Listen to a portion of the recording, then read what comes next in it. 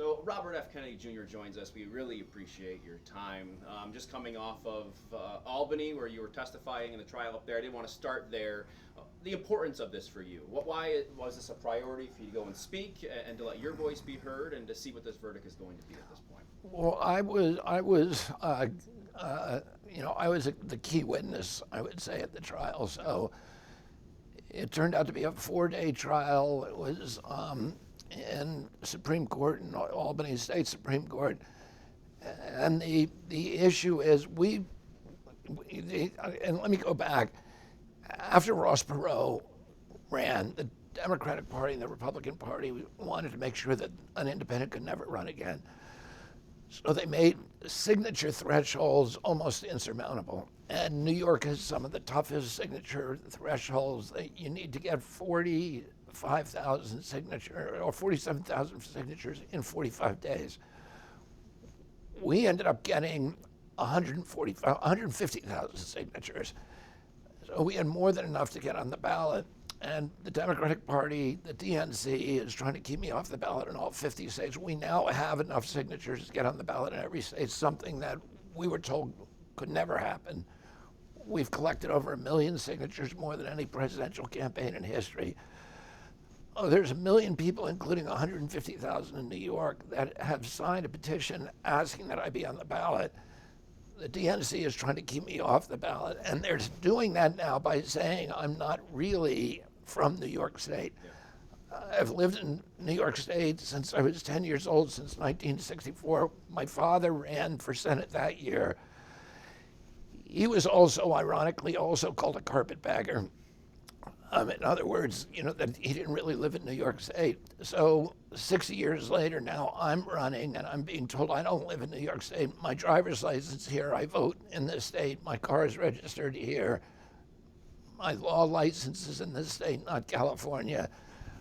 My law office is in this state. I pay income tax in this state. Most importantly, you have to put the same domicile on every state in the country, so on all 50 states.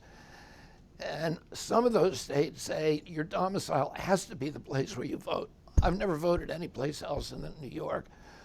I received legal advice. I had to name New York as the state. And, we have the best ballot access attorney in the country. And he said this is the only way to do it. So, I'm being accused of deceiving people about my domicile, but I took legal advice, and I was told you're going to be sued whether you claim Massachusetts where you have a house, California where you have a house, or New York where you have a house, and the only place legally that you can claim is New York. I believe your team had one of their main defenses was that your intention to return after being in California. Why do you think that can hold up and that can factor into this verdict? That's one of the key indicia of where you live. If you have multiple houses, the domicile is where do you intend to return to, even after a very prolonged outside stay. And I've lived outside of New York many, many times, but I've always claimed New York as my domicile because I always intend to return here. And I've had an agreement with my wife since we got married. I moved to California because she could not move. And when her acting career is done, she would come back with me to New York, and she would do Broadway or whatever, but that we would move back into the town of Bedford. I've lived in Bedford, in that town, for 40 years. I've had 13 different residents in that town, some of them rental, some of them, that I've owned, but that's where I want to be. Are you concerned at all about a precedent that could be sent here depending on this verdict, depending on the other states, like you mentioned that? Well, yeah, I mean, I listed New York in every state ballot, so if we lost this, we could technically be, challenged in every other state. We're going to win this, but it may take us an appellate decision because, sometimes, I think one of the issues that has been revealed recently is how politicized the courts are in New York. And so, but we're very confident that we win this on appeal and that we win it in a federal, we're filing a federal lawsuit this week, which I think will preempt this whole issue.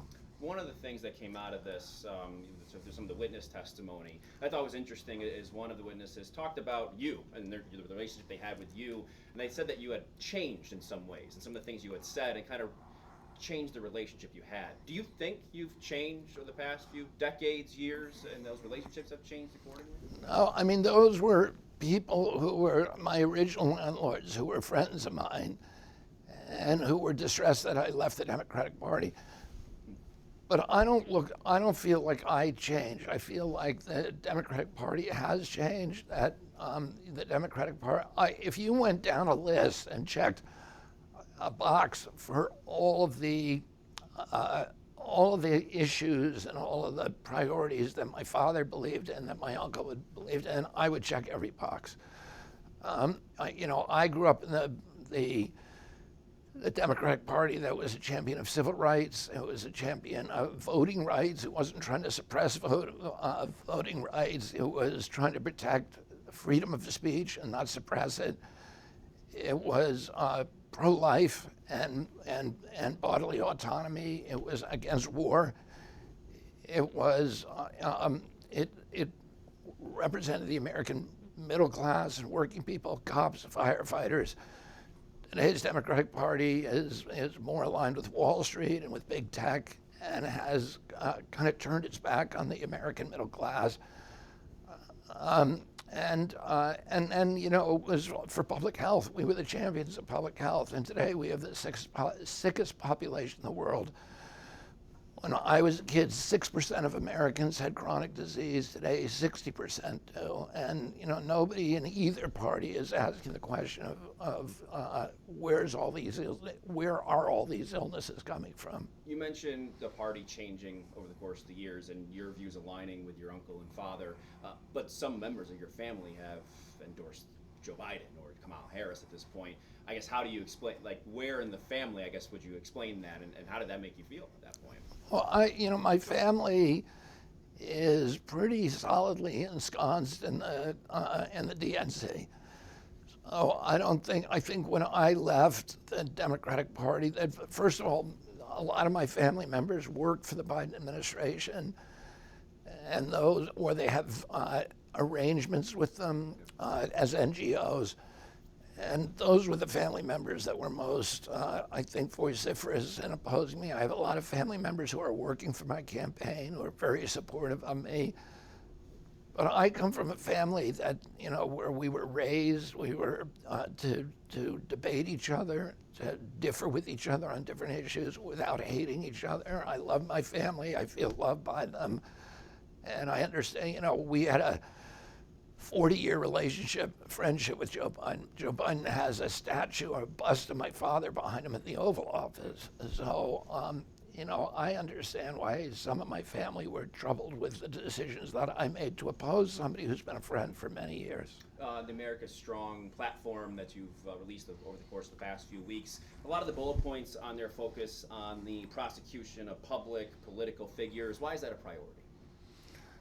Well, the America's Strong platform is about bringing Americans back together. We are always stronger as a nation when we are together, and we now have the greatest polarization and division in our country than any time probably since the American Civil War. And it's dividing our country, and it's making us that we have these tremendous problems, a $34 trillion debt.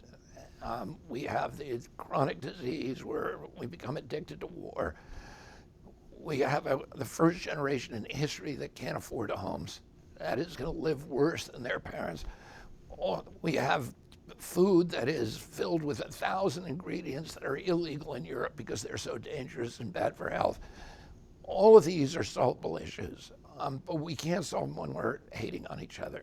So what I said at the beginning of my campaign is that I'm going to avoid the marginalization, the division, the name calling, the vilification of my opponents. I'm going to challenge them on issues with which I differ.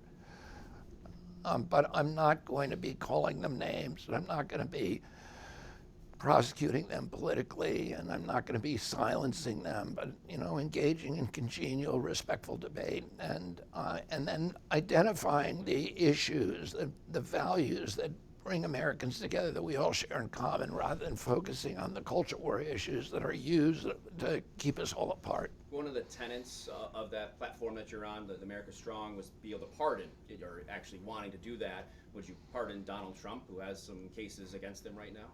Well, what I said is I'll pardon anybody from either political party or their family members if I conclude after investigation that the prosecution was political. So I couldn't make that call now. I would appoint a group of people who would, who are respected, nonpartisan people, lawyers and judges, who would look at those prosecutions and say, if this was politically motivated, we're going, and it's not just them, it would be Edward Snowden, it would be Julian Assange to give him a real part, and it would be, people like Ross Ulbricht and others who suffered political prosecution, which I don't believe in. My father said, a week after he took control of the Justice Department, he called all the division heads and the branch heads into his office, and he said, we never ask whether somebody, a potential defendant, is Republican or Democrat. We need to persuade the American public that justice is actually blind, that there are no political motivations in this department, and that's important because Americans need to believe in their institutions. I mean, I'm right now, I would say that, I'm now, the Democratic Party is using the courts now to politicize them, to get me off the ballot, a ballot where 1 million Americans have said they want to see my name. And that's not the Democratic Party I grew up with. That Democratic Party was fighting for voting rights, not fighting to deprive people of their votes. And I don't think the courts should be, I was not given Secret Service protection for 18 months.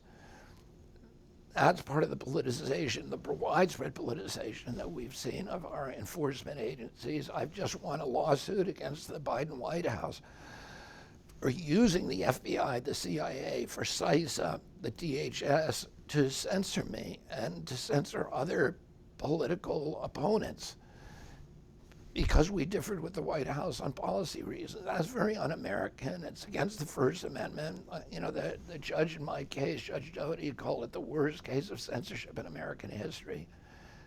And those, again, are enforcement agencies that are weaponized to silence political opponents. That's not what we do in our country. You talk a lot, of course, about the Democratic Party and weaponizing the justice system, if you will. I know you had the phone conversation that was leaked with Donald Trump a few weeks ago, kind of vetted that out, but there was also a recent report that there was conversations about being in his cabinet. Is there anything justified to that, and would you consider that role? No, that's part of the Republican Party at the end of the day. Yeah, no, I am in this campaign to win it, and I'm going to go to the end. So if Donald Trump offered you, if for some reason he would win the election, would that be something you would consider? No. Okay.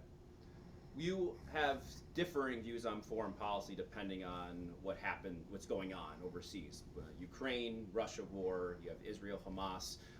Why, when it comes to Ukraine, you aren't as forthright in defending their battle against Russia as Israel is defending their right to battle against Hamas? They're two different wars. I believe, I think all wars are bad, and I sympathize with the people. It's heartbreaking, the suffering in Ukraine, the suffering in Gaza. But there are wars of choice, and those are immoral wars, and then there are defensive wars. Israel was attacked. Israel is now in an existential battle for its own survival. It's in a 5-front war by proxies of Iran, which has vowed to its annihilation, to the extermination of Jews in Israel, as was Hamas. It was attacked brutally. People, citizens, children, women were raped, were cooked in ovens, were burned and mutilated, and Israel has a right to defend itself like every other nation. With Ukraine, just to follow up on Israel, I mean, you do look at their response, and there's the reports are 40,000 in Gaza have been killed, and most of those have been civilians since then. So, but that's Hamas's fault. It's not Israel's fault. Israel is trying to get its hostages back. It has a right to do that. It has, it has an obligation to do that. And Hamas is making a decision to use civilian shields to maximize civilian casualties in order to get the world to stop Israel. But any other nation in the world that cared about its people would say, we're going to give the hostages back and give up. Oh, I don't think you can blame Israel for that. That is feeding into Hamas's agenda, their strategy, their propaganda. If a bank robber goes into a bank and takes a bunch of hostages, and then, the police, in trying to free those hostages, police bullets kill some of them, you don't blame the police. It's the fault of the bank robber. And, Israel has a right to go in like we would, like any other nation in the world would, to find the people who declared war on it, who conducted those barbarous acts and crimes against them, and to make sure that to protect their population that it doesn't happen again. Do you think it's working, what they're trying right now? Get Well, those hostages back? Is it working? I mean, I think that it's not the best strategy. It's not. I mean, I think it's the only thing that Israel has. How else are you going to do it if Hamas won't negotiate? Hamas knows that if once it gives those hostages back, that it has nothing left. It has no power, and so it's going to do everything it can to hold on to the hostages. But Israel has a right under Article 5 of the United States Convention to get the hostages back and to make sure. Listen, if Mexico elected a government that said, we're going to take back Texas, and they started firing missiles onto San Antonio, which Hamas for 16 years fired 30,000 missiles onto civilian populations in Israel, what country in the world would put up with that? And then if Mexico sent marauders across the border to butcher American citizens, how long would it take us to go in there and stop them, to catch every one of them, no matter what the cost? People die in wars. When we tried to denazify Germany, we killed 2 million German civilians, 2 million, to get the people who had declared war on civilization. So I don't think that Israel was the one that was attacked now. It's doing what any nation would do if it were attacked in that way. It would go and find the people who did it. And of course, Israel's not looking to kill civilians in Gaza. It doesn't want to do that. It knows it's strategically bad. Israel's a humane nation. It doesn't want to do that. But Hamas is using, putting its armories, its command centers, its weapons, caches in civilian homes, in playgrounds, in schools, in hospitals. It's doing everything it can to maximize civilian casualties. It's a very different situation in Ukraine. Yeah, that's what I want to get to next. Yeah. You mentioned Nazi Germany. I think people look at Putin and think we want to make sure we don't let what happened with Hitler happen here and continue to, take these countries and grow their influence over there. Yeah, What's the difference between those two things? There's zero evidence that Vladimir Putin wants to take over any part of Europe.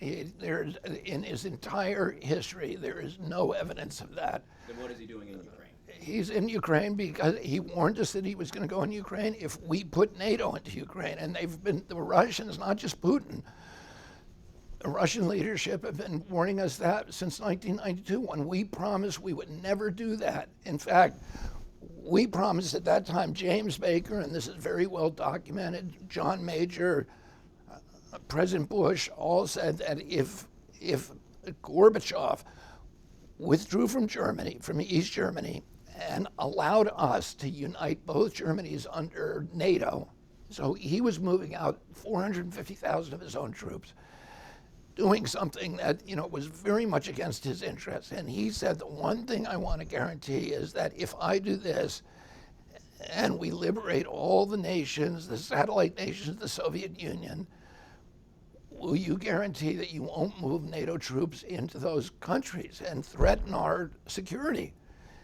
And James Baker famously said to him, we will not move NATO 1 inch to the east.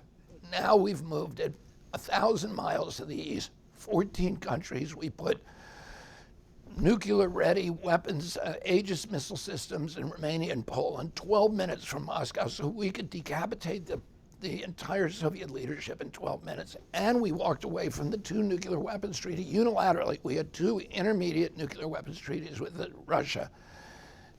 And we unilaterally walked away from both. So we're sending a message to Russia, you are the enemy, we are surrounding you, and we're going to put NATO everywhere.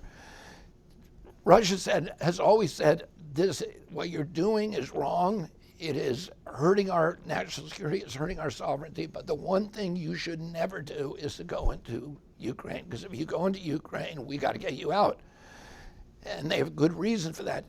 Russia's been invaded 3 times through Ukraine. The last time they were invaded in World War II, 1 out of every 7 Russians died. Russia's principal port for 340 years has been in Crimea, Vladivostok. And for us to go in now, we deposed a government in 2014. We overthrew a government, the CIA and USAID, a duly elected government that was neutral. We installed a government that was pro-Western. And of course, Russia is now worried that we're going to put the US fleet in Vladivostok and put Aegis missile systems in Ukraine 4 minutes from Moscow. We wouldn't allow that. When the Russians tried to do that in Cuba, we were going to go. I was, a kid then, and I remember very well. My uncle was going to have to invade Cuba, and they took them out. And we made an agreement then that we would remove our nuclear weapons, for our Jupiter missiles, from Turkey. And we've kept that agreement for years. Now we're violating it. Now we're going in and surrounding Russia with missiles we wouldn't tolerate here. So this comic book depiction that we're being told and picked up by the media, and that is absolutely creditless toward every government pronouncement that Putin is Hitler and that he's going to take over the world. This is nonsense. There is no evidence of that. Putin has never. Listen, we have 800 bases abroad. The Russians have 1. There's no indication that they're trying to start an empire. There's a very strong indication. There's been accounts of human rights violations. There's been people in those streets protesting against him. I guess my thought is why there's human rights violations on both sides. You think there's a free press under Zelensky and Ukraine? Ukraine is probably the least democratic and most corrupt, and it's known as the most corrupt government in our Ukrainian government, the most corrupt government in Europe. Why is it an issue for the United States to try and grow Western influence in that part of the world then? As you mentioned, the Western influence, as you mentioned, in Ukraine. We have no strategic interest in Ukraine. The Russians have a tremendous strategic interest in Ukraine. Why are we there? Lindsey Graham said, why are we there the other day? He said, because there's rare earth minerals and there's trillions of dollars of lithium in Crimea, and we cannot, and gas, natural gas, we cannot let the Russians get a hold of that. Well, that's not about protecting the sovereignty of Ukraine. When President Biden was asked, why are we in Ukraine, in April of 2022, he said, because to do regime change for Vladimir Putin. That's not to protect the Ukrainian people. And Lloyd Austin, that same month, said that we're there, when he was asked, he said, we're there to degrade the Russian army and exhaust its capacity to operate anywhere else in the world. So it's a proxy war between us and Russia, and we are killing Ukrainian kids. The Russians gave us a very, very good peace agreement in April of 2022, that all they wanted was our guarantee of neutrality in Ukraine, that we would never put NATO in there. And what happened? President Zelensky signed it. Naftali Bennett, the Israeli Prime Minister, and Erdogan, who's the Turkish Prime Minister, refereed the agreement. Putin initialed it, Zelensky initialed it, and Putin began withdrawing his troops in April of 2022 from Kiev and from Donbass and Lugansk. What happened? President Biden sent Boris Johnson over to Kiev and forced Zelensky to tear up that agreement. So, we could have avoided, and since then, 600,000 Ukrainian kids and probably 100,000 Russian kids have died, and none of them should have died. My son went over there and fought in the Kharkiv offensive, and, and none of these kids should die. And they all died unnecessarily. We should never have had that war. We're running up against the clock here, so I just have a couple more questions before we go. I wanted to ask you, of course, you have political platforms here, as a part of your campaign, but also you look at someone else, some other stuff that's out there. Project 2025 has gotten a lot of talk. Do you think it's substantial? Do you think it's something people should be concerned about? And how do your policies maybe differ from that? Are there things you align with in there? Well, that's a long subject because I think it's a 900-page document. But it's basically the same kind of document that I've been fighting since 2002. 2001, when President Bush came in and I wrote a book about it. The same organization, the Heritage Foundation, created the initial document from him, which was called Mandate for Leadership. They've been around a lot longer than people think.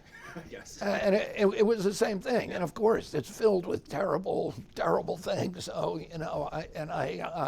I do everything in my power to make sure most of that stuff doesn't happen.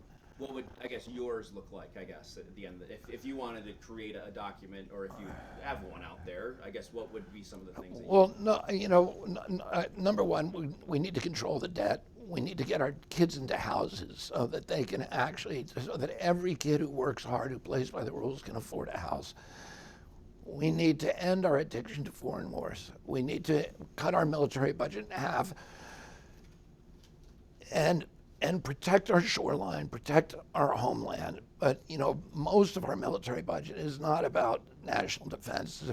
It's about international domination, and that's not a good use. It's not helped us. It's actually made us more isolated in the world and bankrupted us. I'm going to end the chronic disease epidemic. When my uncle was president, 6% of Americans had chronic disease. Today, 60% do. We're the sickest country in the world. We pay more for health care per capita than any country in the world, and we have the worst health outcomes. We're behind Cuba, Mongolia, and Nicaragua in our health outcomes, and it's because of our chronic disease. We had the highest death rate in COVID. We had 16% of the COVID deaths. We only had 4% of the world's population, and that's because we have higher chronic disease than any place in the world. And the people who died from COVID, according to CDC, the Americans who died 3.8, had on average 3.8 chronic disease. So they had asthma, obesity, diabetes, and something else. And I'm going to end the chronic disease epidemic. And that now is our biggest expense, is $4.3 trillion a year. And this is part of the process of balancing our budget so that we don't, that is an existential threat to our country. There's other existential threats, AI, that nobody's talking about. AI can either serve the public interest, make government transparent and a servant of the people, or it can be used by government to exert totalitarian controls and turn us all into slaves. And we need a president who's thinking about how to keep AI in this country, how to keep blockchain in this country, and make it work for our democracy, our republic, and for the American people. You've spoken, a few times about skeletons in your closet. I think you posted about that today on X, if you will. You started your campaign with that. I'm wondering, of course, you've had the roadkill conversation with the bear. You've had other things come up. Why are your skeletons different than anybody else's at the end of the day? Where you can talk about them when I said that, when I declared, I told the truth, which is that, I have not been sitting around thinking I'm going to run for president of the United States. I've lived a very, I would say, vivid life, and I'm not, I wouldn't run for Pope. Let me put it that way. But I'm running because I want to I want to solve issues that I believe are existential. I believe our country's gone off the rails, and that I have a very clear vision of what our country should look like. I know how government works. I've sued all the regulatory agencies. And I know how to unravel the corporate capture that is at the very heart of this corrupt merger of state and corporate power that is destroying everything that we value in our country. So I believe, the skill set and the knowledge set to actually fix the problem. But, of course, the press, I'm threatening trillion-dollar interests. I'm threatening, the pharmaceutical industry's hold on public health. I'm threatening the military-industrial complex, the banking industry, all the major industries in this country, and these big bureaucracies. So, of course, people are going to be, the Democratic Party apparently is spending $100 million looking for things in my past. I knew this was going to happen because I am threatening those industries. And they're going to be able to find lots of colorful events in my past and try to make those the subjects of this election. Do you think those are distracting from what? Of course they're a distraction. Of course they're deliberately used as a distraction. But I'm as honest as I can be about my past. I'm not going to deny stuff. I'm going to just say that's who I am. But that's not what I want to talk about. I want to talk about the things that I'm going to do for this country and my record as an advocate for 50 years as an environmental advocate, as an advocate for human rights, for civil rights, for bodily autonomy, all the things that I fought for in my life, and for children, and all those things. And those are the things that I want to bring to the White House. Mr. Kennedy, we really appreciate your time. Thank you. Tom, thanks for having me. All right. Yeah, Good. perfect. Thanks, man. Appreciate it. Yeah, you too.